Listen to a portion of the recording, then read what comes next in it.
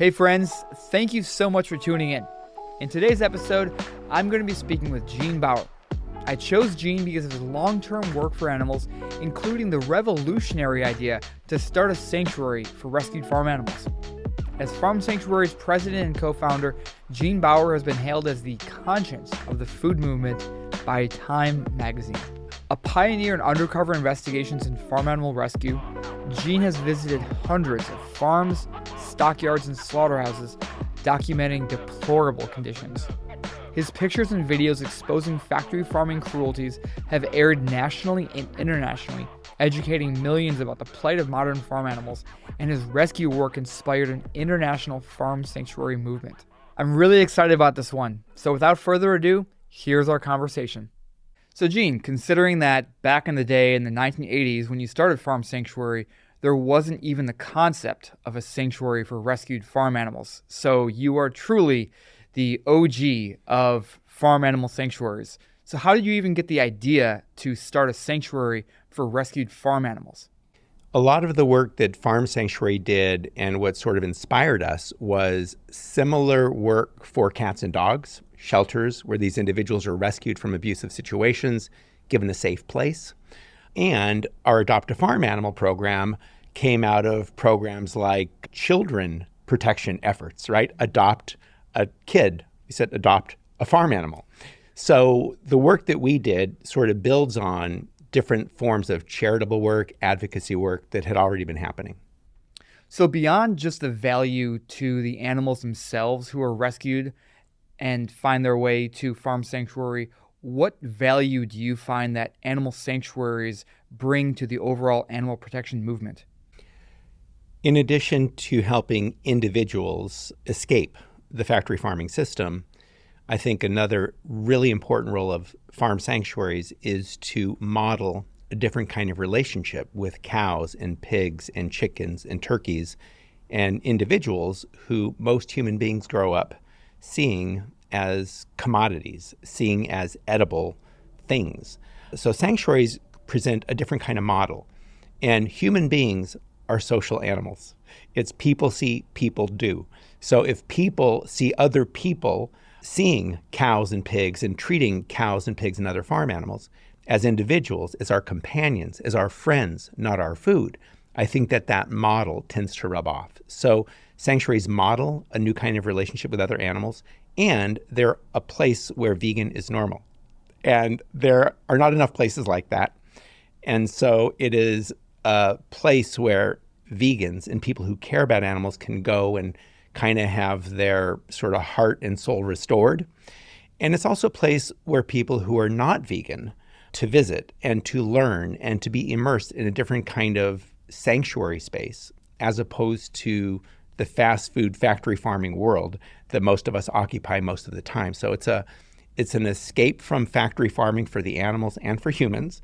And it's a model of the way we can live on the earth with other animals as fellow beings, as companions, instead of as individuals to be exploited and seen as, or instead of humans feeling entitled to exploit other animals, it's a place where humans can respect other animals. And I think when we respect other animals, it actually elevates our empathy and elevates our humanity. So sanctuaries are a place of healing, a place of empathy, a place of growth and learning, hopefully.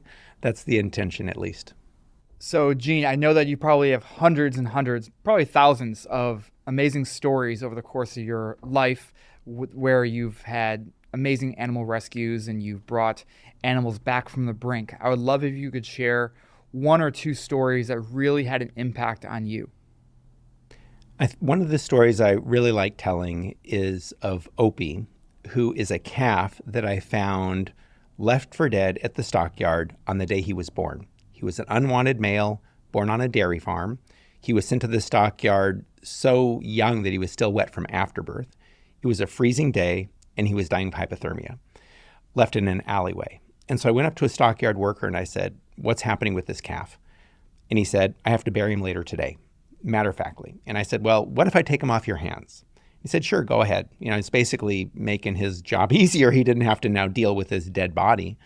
So I brought the calf to a nearby veterinarian who was very close to the dairy industry, so didn't really have the animal rights vegan mindset. And she was hesitant even to treat this young individual and said, "What are you wasting your time for? It makes no economic sense." And that's really the crux of this whole thing, right? Are these individuals economic units? Are they commodities? Or are they fellow earthlings? Are they individuals who matter? And so I said to her that, to me, this is not about economics. This is about trying to help this individual. And she finally gave him intravenous fluids and provided him the medical care he needed. I brought him back to the sanctuary. I watched over him 24 hours a day. He was on intravenous fluids. And when he first came in, he was practically comatose. His eyes were sunken in. He couldn't lift his head. But over the coming hours, the light started coming back into his eyes. He was able to lift his head. He was eventually able to stand and to nurse from a bottle, all very good signs, but he wasn't thriving. And I wondered what was going on. Why was he not happy? Why was he not thriving? And it dawned on me that he had to be with his people. He had to be with the other cows. So I brought him up to the cow barn. I put him in a pen. The other cows gathered around, started mooing to him. He started mooing back. And he just the spark of life came. And it really speaks to how these individuals are not only physical beings, they are social beings and emotional beings. And they need to be in a healthy social community, just like human beings. We are very much affected by those that we spend time with. And that's for better or for worse. And in the case of animals rescued from factory farms, they come out of a horrendous environment, a horrendous ecosystem where violence and pain and is the norm. So coming to the sanctuary is a place of real healing. And a big part of the healing occurs when the new arrivals meet other animals who've been there for a while and are not afraid of people. And the new arrivals see that and they know they're in a safe place and they really come alive and are able to express themselves and live full lives. Oh, that's so beautiful. I love this Opie's story and the impact that Opie can have on so many future individuals who maybe aren't so lucky, but getting Opie's story out there can really inspire people. Yes, and another story I often talk about, it's sort of our first rescue, was Hilda. And she was a sheep who we found left on a pile of dead animals behind a stockyard in Pennsylvania. And we were doing investigations to document conditions. And behind the stockyard was the dead pile, where animals who died in transit or died during the process of going through the alleyways and the pens and the auction ring, if they died, they just dumped them on the dead pile. So one day we went by the dead pile and we were taking pictures, and there were dead cows, dead pigs, dead sheep. And one of the sheep lifted her head. And we were stunned that a living animal would be thrown on a pile of dead animals. We took her off the dead pile, assuming we would have to have her euthanized. So we found a veterinarian, brought her to the veterinarian, and as he started examining her, she perked up, and then she stood up within a half hour, and she lived with us for more than 10 years. So that was Hilda, our first rescued animal. And probably what happened is that she was in a livestock truck, transported hundreds of miles on a very hot August day, probably passed out from heat exhaustion or heat stress of some sort. And when the trucker arrived at the stockyard, he backed up to the unloading dock, unloaded the animals who could walk, drove around back with the animals on the truck who were dead, or in the case of Hilda, down and unconscious.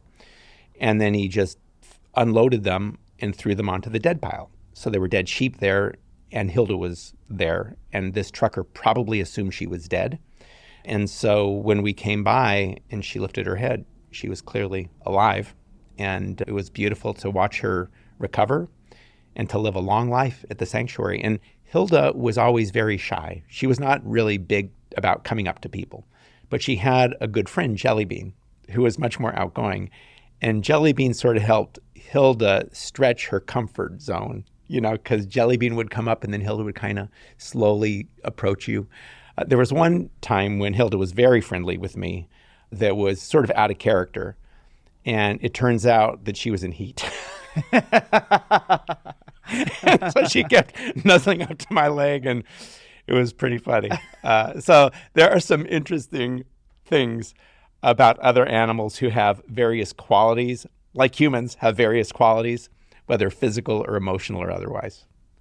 That's so beautiful. And this is a side of animals that nobody really gets to see. And what's heartbreaking is that for every Opie or Hilda out there, there are so many other countless animals whose stories won't be told and who won't be rescued, and they will die a slow, painful death. And it's the kind of world that we are trying to stop. It's the kind of cruelty that we are trying to put an end to. So I'm glad to be on this journey alongside you, Gene. Well, glad to be on this journey with you too, man. We're in it together, trying to just create a kinder world and try to end unnecessary violence and pain and suffering. I think most people would aspire to that, but most people, as you mentioned, aren't aware of the individuals who are suffering in our food system. And a big part of what Farm Sanctuary does is to try to make those individuals' lives visible. And we want to encourage people to recognize that cows, pigs, chickens, turkeys, these animals who are exploited for food are not that different than cats or dogs or other animals who just want to enjoy their lives, just like humans. We all want to live and enjoy our lives and be inspired, and we don't want to suffer needlessly. We don't want to experience pain needlessly. We don't want to experience loneliness. And that's what these animals all experience on a daily basis. And the sanctuary, each of them matters. And I think all of us want to matter. All of us want to do something that's meaningful and be part of a bigger, kinder world than the one we often occupy. So, Gene, why do you feel like people look at farm animals differently than the animals we share our homes with, like cats and dogs, or charismatic wild animals like dolphins or whales or wolves? I think one of the main reasons that people look at farm animals in such a demeaning way is that most people are participating in practices that cause these individuals to suffer terribly. And I think most people would feel bad about recognizing the harm they're causing. So there's a sort of interest in not looking very closely. And there are also patterns that occur, I think, in abusive relationships. When one human being, for example, is mistreating another human being and has power over that human being who they're mistreating, there's a tendency to denigrate the victim of the cruelty. And that's what's happening on a regular basis in the case of farmed animals. They're denigrated and seen as unworthy of consideration. And I think it is part of a sort of rationalizing and coping mechanism to enable us as human beings to continue acting in ways that are not consistent with our humanity and not consistent with an empathy. And in the case of farm animals, being called a pig, for example, is not a compliment, but it's an inherent and an implicit denigration of a pig. And pigs are very intelligent beings. When you look in a pig's eyes, they look a lot like a human's eyes, and they deserve better than that. And the same is true of turkeys. Being called a turkey is not a compliment, right? So these are examples of how we denigrate the victims of our abuse. And I think in the case of animals exploited for food, most people are unwitting accomplices in this. And instead of really exploring the issues, asking themselves, does this feel right? Is this something I should continue doing? Should I continue purchasing animal products and supporting this factory farming industry? Instead of exploring that, it's easier just to say, don't tell me, I don't want to know. And then to go to a fast food place with everybody around us and start eating foods that are causing this enormous harm. I think, humans are social animals. And right now, bad has become normal. And as vegans and advocates, I think a big part of our job is to demonstrate how vegan can become accessible, can be joyful, can be healthy, but we're up against machinery and a government subsidy system and business practices that normalize and make unhealthy and inhumane products widely accessible. So we're going up against that current, that infrastructure, economic, social infrastructure, but also belief systems. And so we challenge all of these, the economic structures, but also the belief that we human beings are entitled to kill other animals. We have the power to do that, but having the power to do something doesn't mean we are obligated to do it. In fact, I think having power brings more responsibility, and we're obligated to act with, in my view, empathy and compassion. And I think that actually is not only good for other animals, but it's good for us. Power tends to corrupt and undermine our empathy. And when it comes to how we interact with other animals, especially animals in the agriculture system, we have enormous power over them, and we wield it every day. And with that, I think we lose our empathy.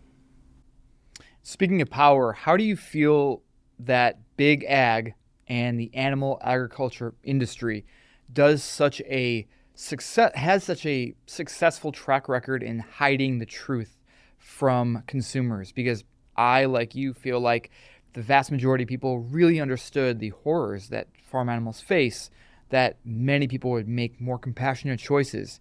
Yet the industry fights tooth and nail to make sure the public doesn't know. One of the ways that big ag continues to do what it does and continues to have unwitting accomplices among the mainstream is to put out these narratives about how this is something we've always done, that we need to eat animal products to get the protein we need, to get the strength we need, that we need to consume dairy products for calcium to prevent osteoporosis. So the industry is very adept at seeding narratives, not only through commercials, but through like movies, through politicians and legislators, through just product placement in ways that we're not even thinking about. And seeding beliefs that enable us to continue behaving in a way that we do. And the industry also is very close to government and to the subsidies that make animal products way too accessible and much cheaper than they would be if they were not subsidized. So creating convenient access to unhealthy products that come out of this abusive system, creating narratives that enable good people who care to rationalize behavior that is not becoming of our humanity, and to say things like, well, I need meat for protein, or I need cow's milk because my doctor says I need it. And outreach to doctors is part of what the industry is part of. They're very close to the pharmaceutical industry. And folks in these industries are not necessarily bad people either, right? Doctors may believe that what they're doing is good for their patients. And what they know, what the doctors know, is based on what they have learned. And they've often gone to these like continuing education programs that are sponsored by the pharmaceutical industry.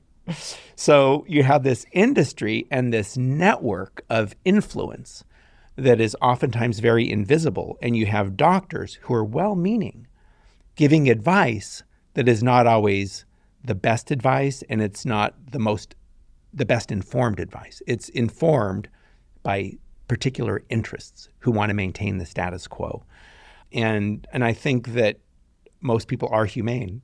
And I think most people would rather not support inhumane practices. But I think most people are not aware and don't feel empowered to make change. And change is scary. And fear is one of the biggest obstacles to change. And if people are afraid they're not going to get the protein they need or the nutrients they need, or if they're afraid they're not going to be able to enjoy the food, or if they're afraid they're not going to be able to go out with their friends, or if they're afraid they're going to fail. Like I'm thinking of going vegan, but I'm afraid I'm not going to be able to do it. So people being afraid of success or afraid of failure are other obstacles. So fear is huge. And I think that our marketing world and the commercials we see are oftentimes about what's wrong and how this product will fix it.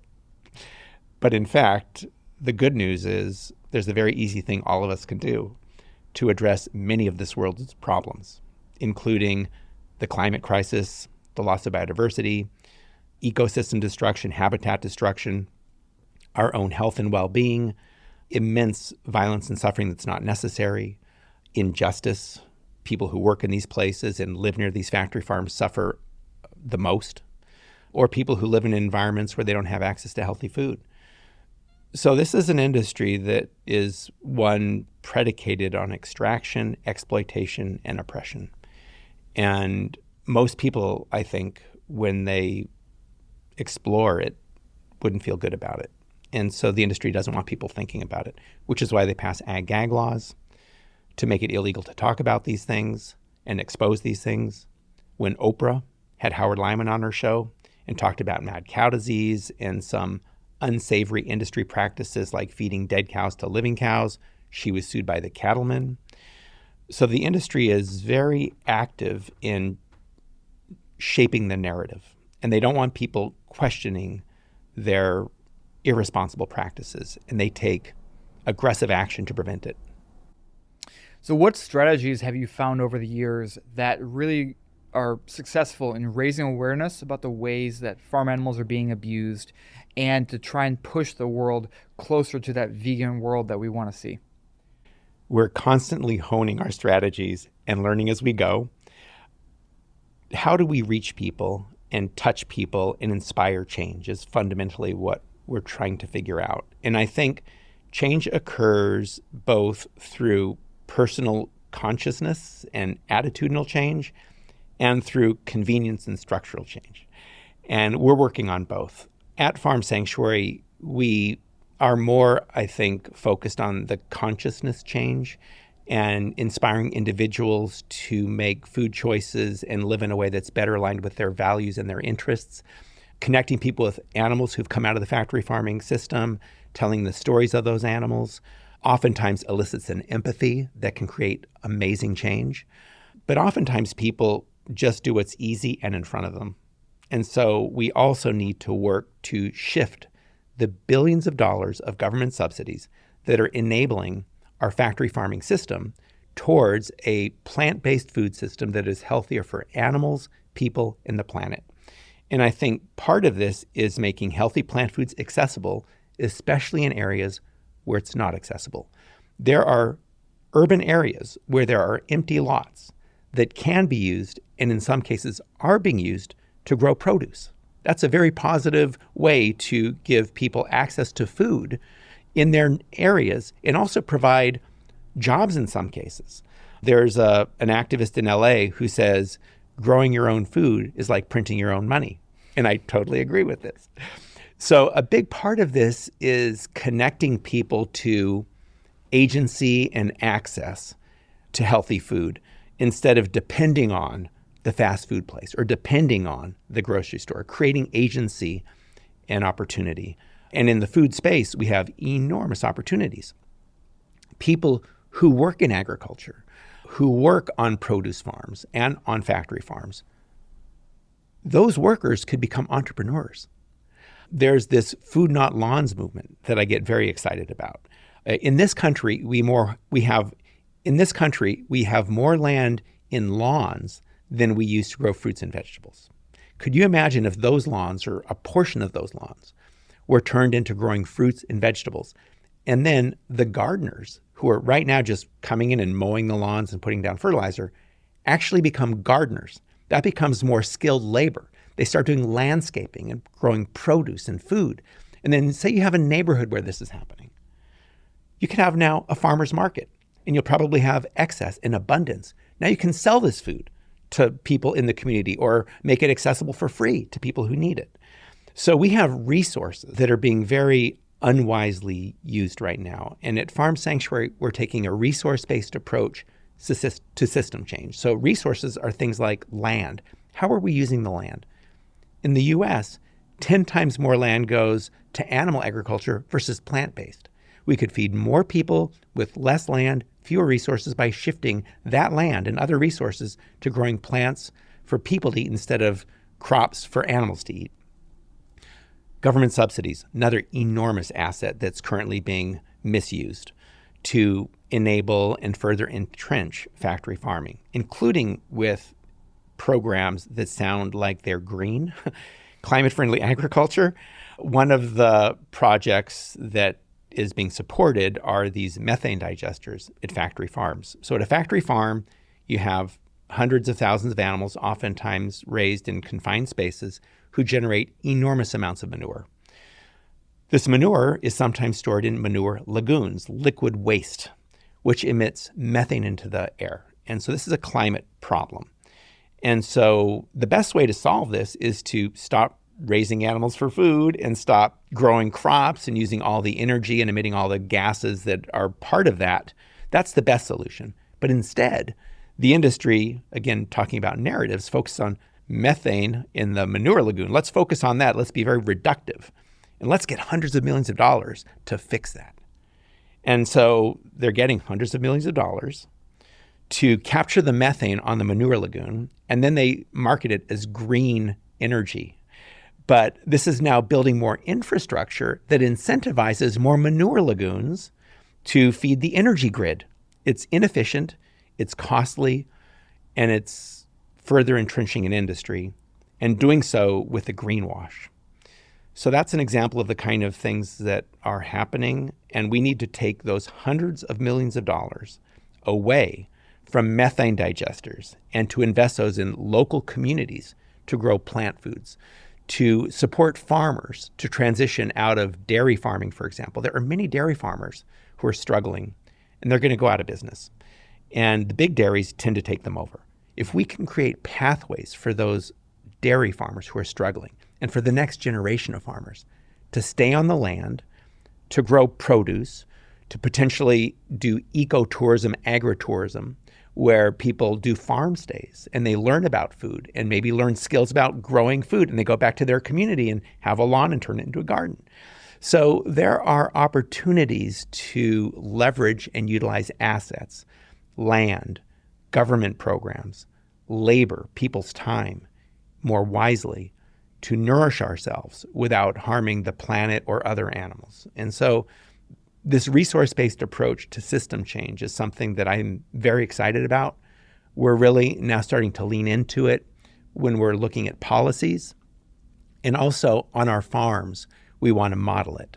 So we're building a cafe at our farm in Watkins Glen. We're putting in gardens at our farm in Watkins Glen. So it'll be an example of what we can do.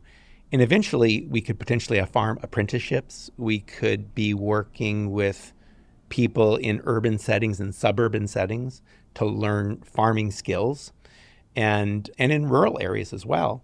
And farming should be seen as a skilled job. It shouldn't be seen as menial labor. That's another thing I think that needs to change. And we need more farmers, not fewer, bigger industrial farms. We need more diversified farms, which is also good for resilience. You know, during COVID, we saw how the food system was fragile and broke down. If we had more diversified farms, small farms in many locations, it would be just much more resilient, create more jobs, create access to healthier food, create more transparency and connectivity. Because the more removed consumers are from the source of their food, the easier it is to be misled. You know, if we're told this is humane and we've never seen the farm and the farm is thousands of miles away, how do we know it? If somebody says this is humane and the farm is down the street and we visit, we have a much clearer picture of exactly what is happening. Same thing goes for organic produce, which might not be as good as it sounds sometimes. So I think local food also creates a transparency and an accountability that does not occur when you have this more industrialized, distant food system. So that's the other beauty of like local foods that I'm very excited about exploring. That's amazing. And in the decades that you've been doing this work, how have you seen the landscape of animal agriculture change, for better or for worse? Since I started doing this in 1986, I have observed the ongoing consolidation of small farms into big factory farms. I've seen more animals being subjected to this horrible cruelty, not only in the US, but this is now occurring more around the world. I have seen more awareness about the problems with factory farming. And I think that's one of the best developments, is that more people are starting to pay attention and understanding the immense impacts of our food choices. But in response to that, the industry is coming up with narratives about how they're eco-friendly and how the only way we can feed the world is through factory farming, or that meat is very valuable and it's high quality protein and we need more of it. When in fact, we can live very well and get everything we need and be well nourished with plant-based food. So the industry is really digging into narratives, and oftentimes these are misleading. There's a lot of greenwashing, and that's something we need to be very mindful of. But I'm also very inspired by more and more activists, people like you and others who are speaking about these issues. I'm inspired to see more and more farm sanctuaries, literally thousands of them around the world. I'm happy to see more energy in this space generally. And I'm excited to explore ways that we can collaborate within our movement, but beyond our movement, and find allies who historically we may have seen as opponents. Farmers, for example, small farmers who are really suffering. They, I think, would be very well benefited by working with vegans, as long as vegans do this with humility and we learn from others, So I think that within our movement, there's enormous potential to collaborate with other individuals who are negatively impacted, people who work at factory farms, people who live near factory farms, people who live in communities where they have no access to healthy food. Those individuals, those communities, I think we need to listen to, we need to understand and figure out how to support and create opportunities for agency, again, and empowerment in areas where people do not have those opportunities. And oftentimes in the animal rights movement, we kind of live in our own bubble. And oftentimes we don't understand what other human beings might be experiencing. Sometimes we get very focused on the suffering that animals endure, and there's nothing wrong with that. But also human beings are animals, and human beings are suffering in various ways.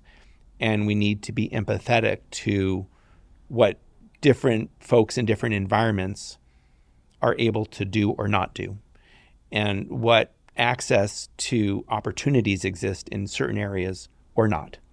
And so I think as vegans, to me, being vegan is an aspiration to live as kindly as possible. And it's imperfect. Nobody is perfect. I mean, driving a car is imperfect. Getting in an airplane is imperfect. Getting produce from a farm where workers aren't treated well isn't perfect. But there are certain things that are the worst, factory farming being the worst. And then there are other things that are less bad. And so I think steps away from the worst are positive steps, but ultimately we need to ask ourselves, what is ideal? What do we want? And for me, I come back to like the Garden of Eden. Now, is that possible? I don't know. But it's the kind of thing that I will dream about and aspire towards, right? And this is where the whole food not lawns movement, right? Creating access to food where people can live in community with other humans and other animals and the earth in a way that is about mutuality, where everybody lives well and benefits from the arrangement and from the relationships, instead of relationships based on extraction and exploitation and the abuse of power, frankly, which is what animal agriculture is predicated on. There's this entitlement that humans feel to exploit and use other animals however we want. There's this entitlement to take all the water that we want for whatever purpose, or minerals, or cut down trees and forests. We feel entitled to do this. And those are, in my mind, practices that are extractive and exploitive and ultimately cause harm, first to those who have less power and are more impacted, but then ultimately to all of us. And so we, I think, need to really be mindful of the way we behave and take responsibility for our actions and not rationalize them. And that's what we've been doing, unfortunately, as human beings. It's been said that we're the rational animal, but it's a lot more accurate, I think, to say that we're the rationalizing animal. And we rationalize things that we don't feel good about. And comes back to how we denigrate the victims of our abuse. If we're treating other animals on factory farms, for example, so badly, if we looked at that straight and saw what it was, we would have to look at ourselves and ask ourselves, is this okay? But instead, what we tend to do is say, those other individuals don't deserve better. They don't have feelings like we do. They don't have families like we do. They don't have dreams like we do. And so it's okay. But actually, farm animals dream. If you've ever, I remember being in the pig barn when I used to work on the farm a lot, and just, how you have a dog and they'll be sleeping and twitching and dreaming. Pigs do the same thing. It's amazing. And other animals that have been rescued from the factory farming system also have these dreams. So there's a lot more consciousness there than we're aware of. And consumers who are participating in a practice of harming these other animals don't necessarily want to think about the consciousness of them. And that's a big part of what Farm Sanctuary is about, saying these are individuals, they have all these qualities that are inspiring and magical if we pay attention. How can we make more mindful choices for animals? One of the best things we can do to help other animals, as well as to help ourselves and the earth, is to eat plants instead of animals, to shift away from animal products in our daily choices. Ideally, to support a local, community-based farm, but it's getting more convenient even to go to a place like Burger King and get the Impossible Whopper. So that's a step in the right direction. Grocery stores now have all kinds of alternatives to cow's milk. So if somebody's still drinking cow's milk or using dairy products from animals, I would encourage them to explore plant-based alternatives, and there are many. Oftentimes when people go vegan or start exploring the vegan cuisine world, they find that their diets become much more interesting and they become more curious about things, which is, I think, very healthy. Curiosity is a very healthy thing. And oftentimes looking into different ethnic cuisines is a great way to eat more plant foods, because historically, human beings have been primarily plant-based.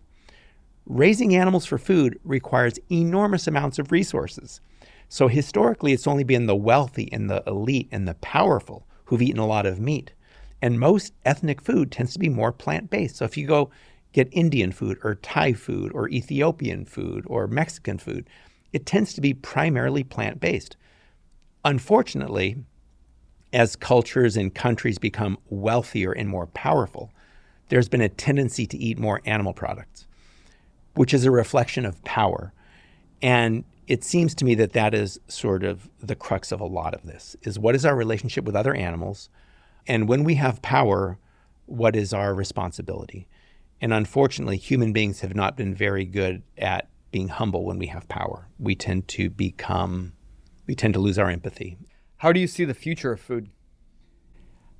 I think the future of food will be varied. I think that right now there's sort of a bimodal thing happening where you have highly capitalized investments into new technologies, which hopefully will be able to provide alternatives to animal products, things like plant-based meats or even the cell-based meats, or fermentation, or mushrooms. There's a lot in the mushroom space right now. There's also, I think, at the same time, a kind of grassroots ground up movement where you have people planting gardens in their communities. And I think it's going to be both. It's going to be businesses and investments, and it's going to be people on the ground growing food. And I think these things need to work together somehow. But one of the assumptions oftentimes that people have is that we need to scale things up, right? And I get a little worried about scaling up when it leads to consolidation. I'm a big fan of diversification and shared power instead of consolidated power. And so when you look at the grassroots ground up approach, when people talk about scaling, I say we can scale through replication, not through consolidation.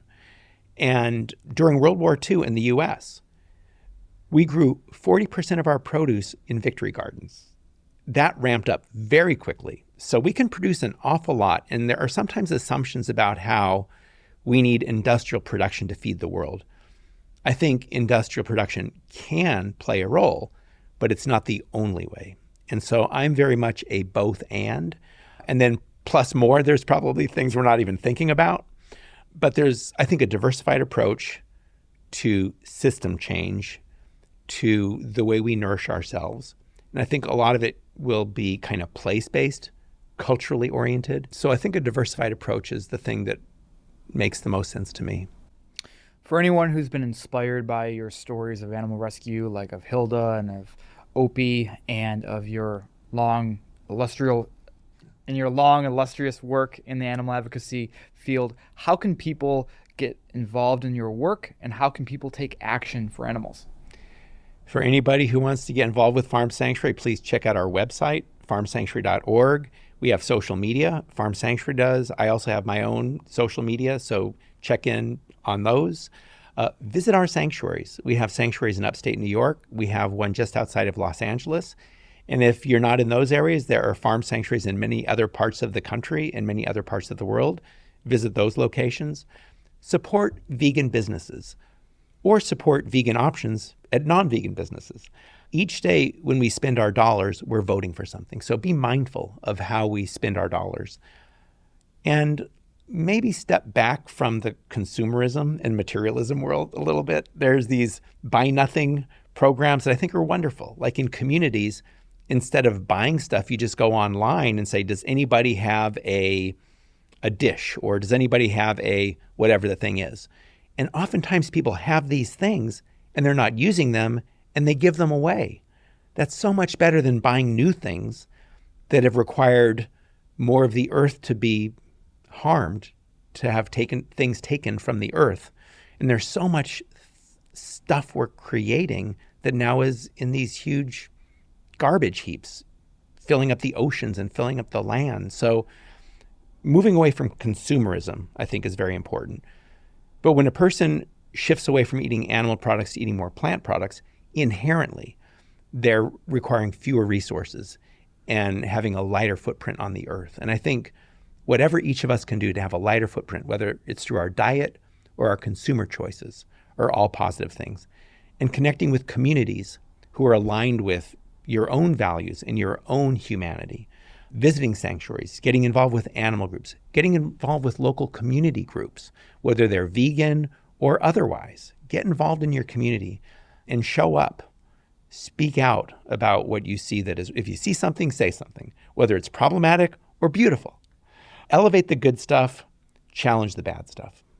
Wonderful ideas. And speaking of resources and informing people and your community, for those who are inspired by your work and the work of Farm Sanctuary and these rescue stories, but don't necessarily have the means to create their own sanctuary, for example, how would you recommend people go about informing their local city or local community about the different ways in which people can get involved or how people can take action for animals?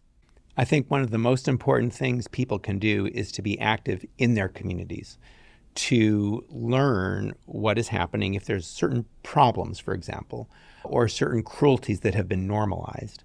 Selling foie gras, for example, in restaurants. This is one of those very egregious practices where ducks and geese have a pipe jammed down their throat. They're force-fed to cause their livers to expand up to 10 times the normal size, which becomes a diseased liver, and these birds will die young if they're not killed.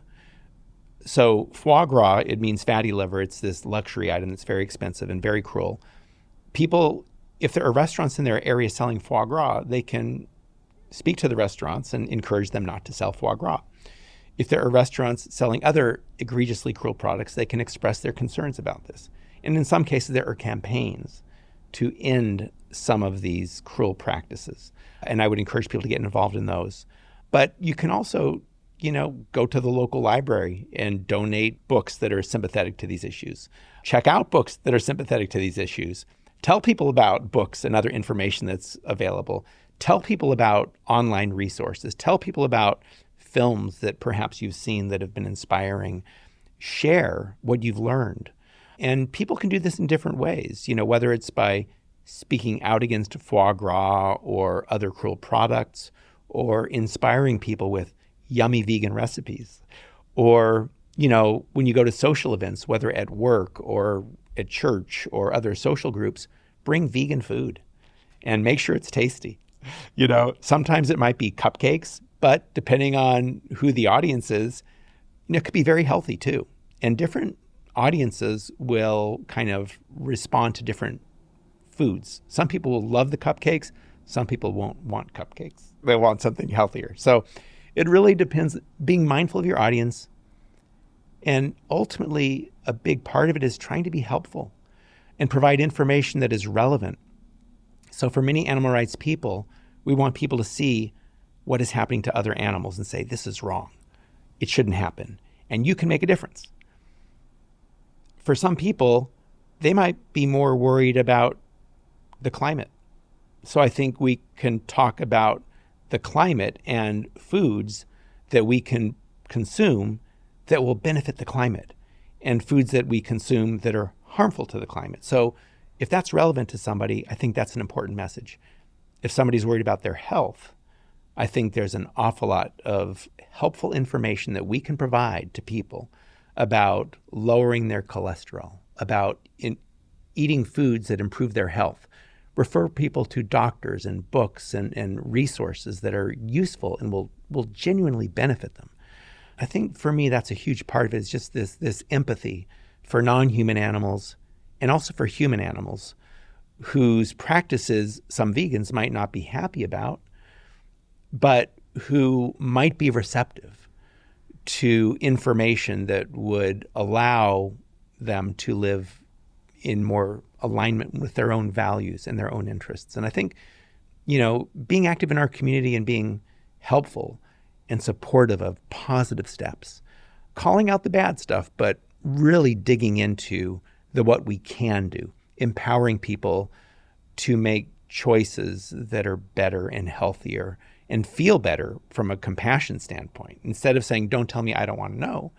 If consumers can say, I bought this and here's where it came from, here's who produced it, here's who made it, and I feel good eating it, right? There's this energy around solutions and connectivity in the community that is so beautiful. And I think whatever we can do to build that is a good thing. Again, we do need to call out the bad stuff, but I don't think we want to dwell in the bad stuff. We want to dwell in the good stuff. I'm glad that you mentioned books as a resource, because it was October 19th, 2009, the day that I went vegan.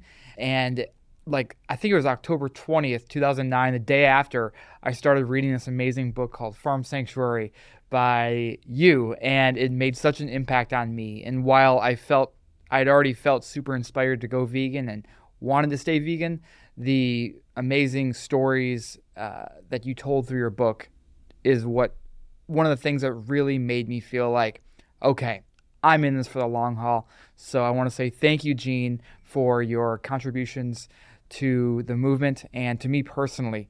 I am really grateful. So thank you. Thank you, man. Thank you, John. Really nice to hear that story. I appreciate you sharing it. And thank you for doing what you're doing, man. We're in this together. Absolutely. Cheers. Cheers. Gene's life work is a shining example of how one can take a stand against injustice. My conversation with him was captivating, and his embrace of and compassion for animals who are discarded by the meat industry is an inspiration both to me and to the entire movement. Thank you for joining me today. I hope you enjoyed this episode. If you felt like this conversation was meaningful, please share with your friends and family. Also, please like, share, and subscribe to listen to upcoming episodes.